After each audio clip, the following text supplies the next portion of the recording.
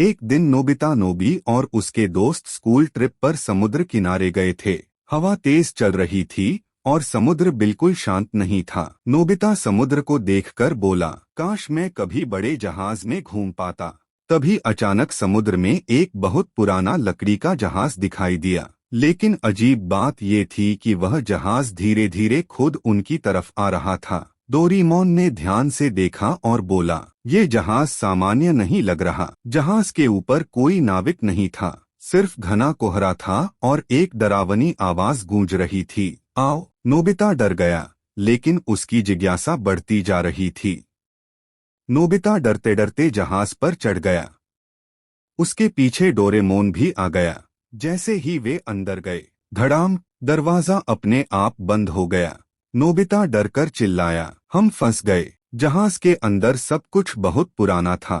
पुरानी रस्सियां, टूटी कुर्सियां और चारों तरफ पानी टपकने की आवाज गूंज रही थी। लेकिन सबसे डरावनी बात, हर कुछ सेकंड में किसी के चलने की आवाज आती थी, टक टक टक।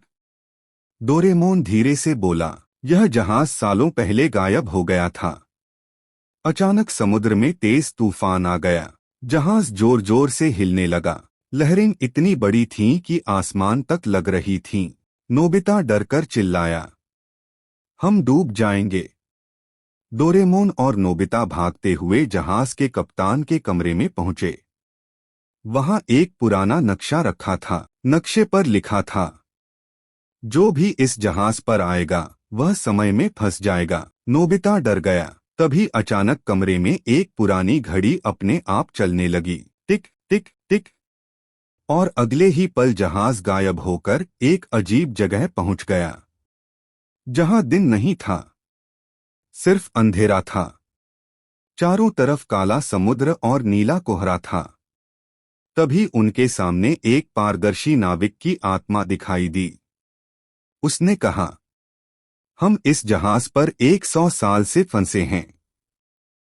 डोरेमोन गंभीर हो गया, तो इसका मतलब ये जहाज टाइम लूप में है। डोरेमोन ने अपना गैजेट निकाला, टाइम ब्रेकर डिवाइस। उसने जहाज की घड़ी को लक्ष्य किया।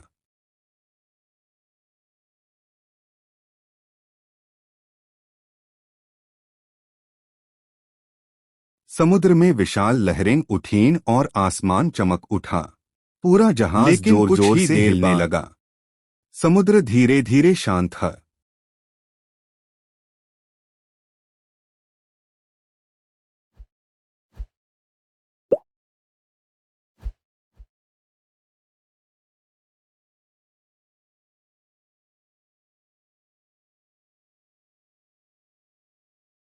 धड़ाम, घड़ी टूट गई।